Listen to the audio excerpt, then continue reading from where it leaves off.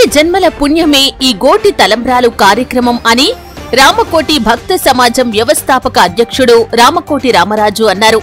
భద్రాచలం దేవస్థానం నుండి వచ్చిన 250 కిలోల గోటి తలంబ్రాల వడ్లకు సిద్దిపేట జిల్లా గజ్వేల్ పట్టణంలోని రామకోటి కార్యాలయంలోని అద్దాల మందిరం వద్ద శ్రీరామకోటి భక్త సమాజం వ్యవస్థాపక అధ్యక్షులు రామకోటి రామరాజు ప్రత్యేక పూజలు నిర్వహించారు. తెలంగాణ రాష్ట్ర వ్యాప్తంగా ఉన్న భక్తులకు అందించడానికి వడ్ల ప్యాకెట్లు సిద్ధం చేస్తున్నారు. ఈ సందర్భంగా సంస్థ అధ్యక్షులు రామకోటి రామరాజు మాట్లాడుతూ గత సంవత్సరం 1,00,000 మంది భక్తులు పాల్గొన్నారని తెలిపారు. ఈ సంవత్సరం 2 లక్షల మంది భక్తులు గోటి తలంబ్రాల్లో పాల్గొంటారని, వారందరికీ గ్రామ గ్రామాన వడ్ల ప్యాకెట్లు అందిస్తామని తెలిపారు.